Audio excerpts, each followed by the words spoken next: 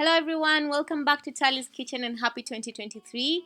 Now today we're going to be learning how to make Kaimati. Now these are a sweet Swahili snack made from yeast dough and covered with sugar, and these turned out incredibly delicious, nicely soft, absolutely fluffy, and you really want your Kaimatis to turn out fluffy.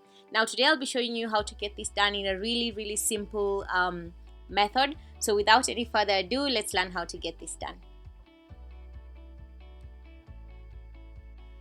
To prepare the dough, I'm using here 2 cups of all-purpose flour, a half a teaspoon of cardamom powder, and 1 tablespoon of yeast.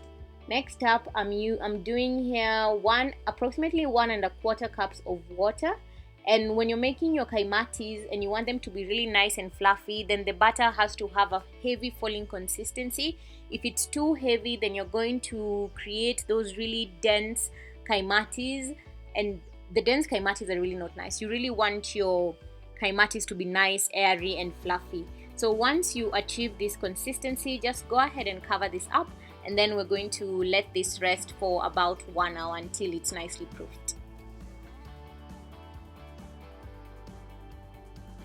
It's been about an hour now and my dough has doubled in size, and I know this is nicely proofed and I'm good to go. So just go ahead and mix this together, and then we're going to get ready to fry. You can start heating up your oil over medium heat, and then I'm going to show you guys a really simple technique of dropping this type of sticky butter into your oil, and it's really easy. What you need is to have a bowl of water near you, and my bowl of water is in the white bowl there. So just drop your hands in there and then pick up your small piece of dough and then drop it in the oil.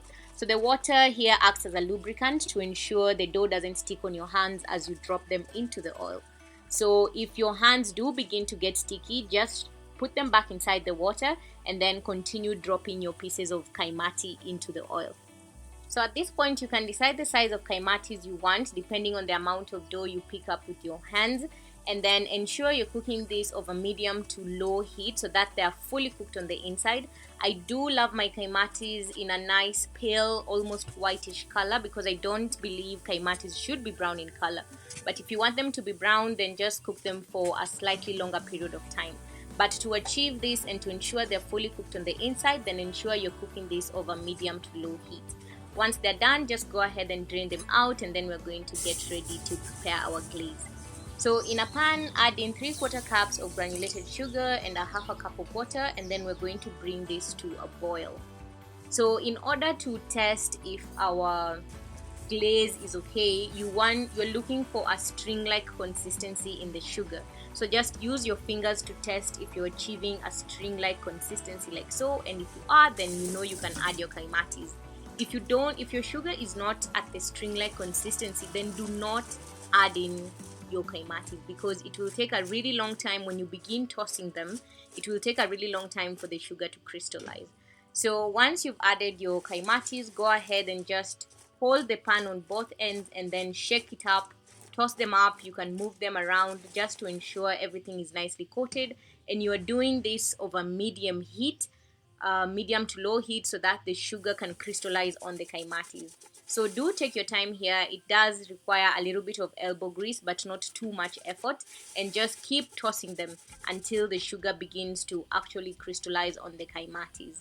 So you can see the small whitish things on the Kaimatis. That's the sugar crystallizing on the Kaimati. So this is perfect to go, and I'm just going to set this aside to cool before we serve. You can see how incredibly beautiful these Kaimatis turned out. This color is just perfect for Kaimatis. This is the legitimate color of Kaimatis. And the sugar is really beautifully crystallized on them as well. And I'm just going to go ahead here and have a bite so that I can show you guys how nicely fluffy these actually turned out. So you can clearly see the nice small air pockets inside there, which really make it soft, really nicely soft and fluffy, and these are not the dense Kaimatis. So this is definitely the recipe to try out when you're making out your Kaimatis, and do let me know how it goes in the comment sections below. Remember to like, to subscribe and to share, and I will see you all next time with another amazing recipe. Bye guys.